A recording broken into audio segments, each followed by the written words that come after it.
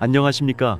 정성산 TV입니다. 한반도 전쟁 위기 진단 미 국가정보판단서 실체 분석 북한 2024년 전쟁 도발 가능성에 대한 소식 전해드리겠습니다.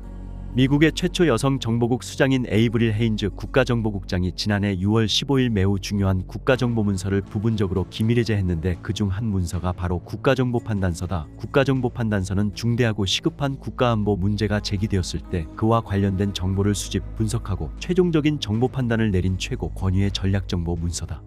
이 문서에 수록된 북한 정보와 최근 북한의 김정은의 에스컬레이식 도발 수위에 미국의 북한 문제 고위 전문가들이 거의 모두 나서서 북한이 2024년에 전쟁을 감행할 수도 있다는 등의 발언으로 한국과 동맹국인 미국도 특히 한국 총선 4월과 미국 대선 11월 동안 촉각을 세우고 있다.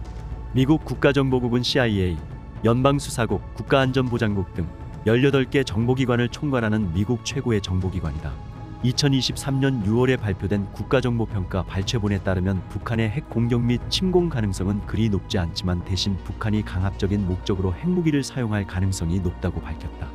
그 이후 조금씩 밝혀진 내용은 만약 북한이 핵을 사용하지 않더라도 미사일 사용만으로도 문제는 심각하다는 것이다. 이 같은 상황에서 미국 내 북한 전문안보정보연구기관과 관여 전문가들의 보고서 및 의견을 분석한 결과 북한의 도발이 과거와는 크게 달라 위험 상태가 고조되고 있고 전쟁이 다가오고 있다는 전망과 결론을 내놓았다. 한반도 안보 문제의 최고의 전문기관의 하나인 LA 산타모니카 소재 랜드 연구소의 브루스 베넷 선임연구원은 만약 김정은이 정권이 정말 심각한 내부 도전에 직면했다고 느낀다면 그는 군사적으로 매우 공격적으로 행동할 가능성이 크다며 김정은 통치에 불만을 품은 군 내부의 쿠데타를 막기 위해 남한 침공을 명령하는 시나리오를 거론했다. 그는 지난 1월 18일 기고문을 통해 2023년 말 한국 국가정보원은 북한이 2024년에 예상치 못한 군사 및 사이버 도발을 감행할 가능성이 있다고 경고했다. 그리고 북한 김정은은 주민들에게 2024년에 미국과의 전쟁에 대비하라고 말했다면서 김정은은 미국과 동맹국들에 대한 냉전을 열전으로 확대할 계획일까라고 제기했다. 하지만 그렇게 하는 것은 김정은 정권이 군에 부여한 두 가지 일관된 임무, 즉 외부 세력으로부터 북한의 독립적 존재를 보존하고 북한이 한반도를 지배할 수 있는 수단을 제공하는 것에 부합하는 경우에만 가능하다고 말했다. 그러나 미국은 아직까지 북한을 공격할 의도가 없다는 것이다. 북한과 전쟁을 벌여 얻을 것은 거의 없고 잃을 것은 너무 많기 때문이다. 그리고 미국은 수십 년 동안 북한의 군사적 공격과 도발에 대해 직접적으로 그렇게 말하거나 북한의 확전을 우려해 잠재적으로 확대될 수 있는 대응을 피함으로써 이러한 태도를 분명히 해왔지만 계속되는 북의 미사일 실험 사격은 미국과 일본, 한국에 대한 공포감을 유발시키고 있고 한국민은 전쟁에 대한 위기감을 실감하고 있다. 그렇다면 김정은이 달성하려는 것은 무엇일까? 김정은은 2024년 도발, 핵무기 생산, 전쟁 위협을 설명할 수 있는 장기적인 계획을 가지고 있는 것으로 보인다면 연전 유출된 북한의 고위급 군인 교육용 문서에 이 계획의 목표가 설명되어 있다. 거기에는 경애하는 최고사령관 동지께서는 핵무기로 세계를 지배하고 미국이 수십 년간 우리 인민을 괴롭힌 데 대해 사과하고 배상하게 할 것이며 세계의 강대국 질서가 미국이 아닌 주체조선에 의해 재편될 것임을 전 세계에 선포할 것이다 라고 적혀 있었다. 북한이 전쟁을 하려면 전쟁 준비를 해야 하는데 아직은 그런 징후가 뚜렷하지 않다는 것이 일부 전문가들의 분석이지만 이들은 시시각각 전면전은 아니더라도 국지전의 기회를 노리고 있다고 뉴욕타임즈나 월스트리트는 보도하고 있다. 미국 국가정보계통에서 40여 년간 베텔랑 전문가인 시드 사일러 전 미국 국가정보국 산하 국가정보위원회 북한 담당관은 북한이 작년 말 제8기 제9차 전원회의 확대회의 이후 내부 경제 문제에 매우 집중하는 점에 주목했다. 사일러 전 북한 담당관은 이것은 전쟁을 준비하는 국가가 할 행동이나 우선순위가 아니다. 우리가 유달리 더 위험한 상황에 처했다는 결론을 내릴 만한 이유나 증거가 없다고 말했다. 패트릭 크로닌 허드슨 연구소 아시아태평양 안보석자도 북한은 무기를 비축하는 대신 러시아에 보내고 있고 경제계획을 이야기하고 있다며 대부분 증거는 북한이 전쟁을 준비하지 않고 있음을 시사한다고 주장하면서도 무력 충돌에 대한 경고 메시지를 보내고 있다. 앤드루 여 브루킹스 연구소 동아시아정책연구센터 한국석자도 아직 그 정도는 아닌 것 같다. 북한이 남한의 대응을 유도하려고 도발을 시도하고 그 과정에서 어떤 오판에 따른 충돌이 일어날 수 있지만 언제든 전쟁이 일어날 상황은 아니라고 본다고 밝히면서도 누구도 예측할 수 없는 일이라며 우려감을 나타내고 있다. 다만 전문가들은 북한이 한국과 미국의 대북 정책의 변화를 유도할 목적으로 또 지금까지 해온 대로 핵무기와 탄도미사일 역량을 고도화하는 차원에서 미사일 시험 발사는 물론이며 심지어 핵실험을 계속할 가능성이 크다고 전망했다. 전략국제문제연구소 자체 집계에 따르면 김정은 정권에서는 미국의 주요 선거가 있는 해에 북한의 도발이 김정일 정권에 비해 375% 늘었다.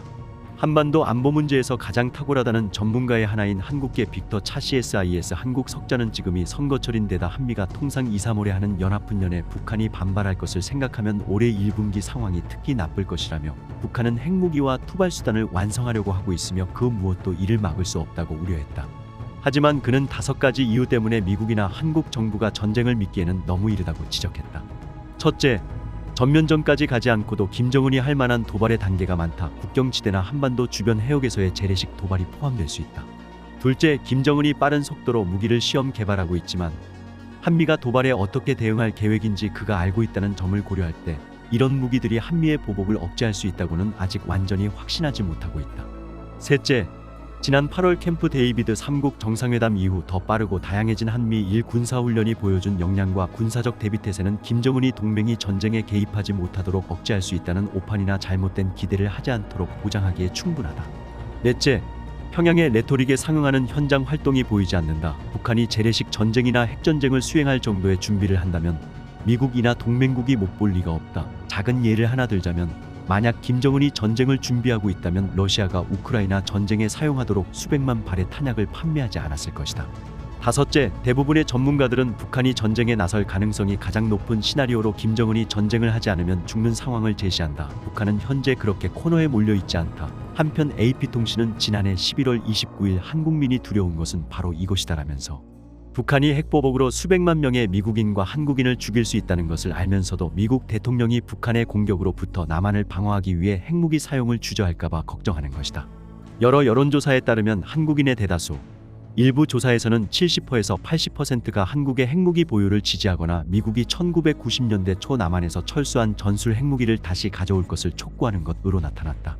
이는 한미 동맹을 역내 미군 주둔에 흔들리지 않는 초석으로 여기는 국가들 간의 신뢰가 놀라울 정도로 약화되고 있음을 반영한다. 지난 1992년 4.29 폭동 때 LA 총영사관 부총영사를 지내고 주포르투갈 대사를 거쳐 현재 은퇴하여 샌프란시스코에서 거주하는 변승국 전 대사는 본부에 보낸 특별기고문에서 북, 중, 러를 단독으로도 압도할 핵무력을 빠른 시일 내에 완성하여 적소에 배치해야 한다고 주장했다. 한국 핵무기에 대한 지지의 급격한 증가는 진공 상태에서 발생한 것이 아니다. 비확산 전문가들은 활발한 글로벌 핵무기 경쟁이 둔화될 기미가 보이지 않는다고 말한다. 그리고 북한의 호전적 행동이 늘어날 가능성이 높기 때문에 2024년은 미국과 한국에 매우 어려운 해가 될 것이다. 한국의 전쟁이 임박한 것은 아니지만 2024년이 평온한 해가 될 것이라는 환상은 없어야 한다. 김정은의 전쟁 도발 수위에 대하여 당사자인 우리보다 더 반복적으로 현실적인 위기 진단과 경고 성발언을 내놓고 있는 미국 조야의 동향이 심상치 않게 느껴진다. 선전포고에 다름없는 북의 공개적 도발에 대하여 결연한 대결 자세를 보이지 못하는 우리의 미온적 반응에 비하여 우크라이나, 러시아 전쟁과 이스라엘과 하마스 무력 분쟁을 포함한 중동 위기의 확산에 골몰하고 있는 동맹국 미국의 한반도 위기에 대한 반응이 보다 더 첨예한 것은 예사롭지가 않은 것이다.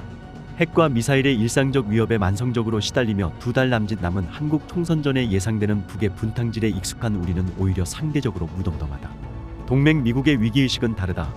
미의회가 우크라이나 지원 예산을 부결한 이례적인 공공 속에서 중동 확전에 노심초사하여야 할 뿐만 아니라 중국의 대만 무력 침공과 북의 국지적 또는 상당한 규모의 대남 전쟁 도발까지 이루어지게 될 때 미국의 개입과 한미 방위조약 이행은 즉시 충분한 규모로 이루어질 수 있을지 예상하기가 쉽지 않기 때문이다. 팬데믹 이후 미국의 경제 사정은 물가와 금리를 필두로 전반적으로 악화되었으며 올해 11월 대선을 앞두고 바이든 대통령은 고립적 미국 우선주의를 주장하는 트럼프에게 밀리고 있을 뿐만 아니라 아프가니스탄을 속수무책으로 버려두고 나온 전통적 지도국인 미국의 체면은 우크라이나와 인도, 태평양에서도 결정적 우위를 확보하지 못하게 될 때 그의 약세와는 걷잡을 수 없는 지경으로 악화될 수밖에 없을 것이다. 더욱이 대만과 한국의 한 곳 또는 두 곳에서 중국과 북한이 붕괴 직전의 경제, 사회적 궁핍과 내부 동요를 벗어나기 위하여 말기적 국제분쟁을 도발할 수도 있지 않을까. 전면적 전쟁 도발은 가능하지도 않으며 극력 기피하기는 할 것이나 핵과 미사일의 위협 때문에 한국과 서방이 전방위 대응에 나서지도 못할 것이다. 미국의 조야는 인도, 태평양에서의 또 다른 분쟁과 거의 세계대전의 규모에 이를 전반적 위협에는 매우 조심스러운 입장을 견지할 뿐만 아니라 북, 중, 러의 투기적 소요 도발에 대하여도 각 당사국의 독자적 해결 필요성을 시사하고 있는 것이 아닌지 알아챌 수가 있지 않을까. 10번도 넘게 반복하지만 해구사는 맑은 날 빌려주었다가 비가 오면 가져가는 물건이며 수요에 따라 논아주다가 모자라면 늦게 오는 이웃에겐 줄 수가 없게 되는 것이다.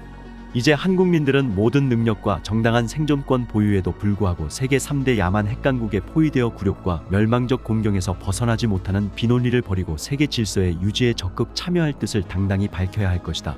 우리가 할 일을 크게 셋으로 축약하고자 한다. 첫째, 북, 중, 러를 단독으로도 압도할 핵무력을 빠른 시일 내에 완성하여 적소에 배치해야 한다. 둘째, 같은 시기에 같은 노력으로 북과 내통하여 적화의 피를 뿌리고 다니는 공개 간첩 일당을 사정 볼 것 없이 박멸 처단한다. 셋째, 모든 탈북민을 전폭적, 적극적으로 수용하고 보호하여 자유한국의 우월성을 밀물처럼 북으로 밀어넣고 독재 정권의 붕괴를 기다린다. 정성산TV 좋아요, 구독, 알림은 큰 힘이 됩니다. 후원해주시는 모든 분들께 가열차게 멸공.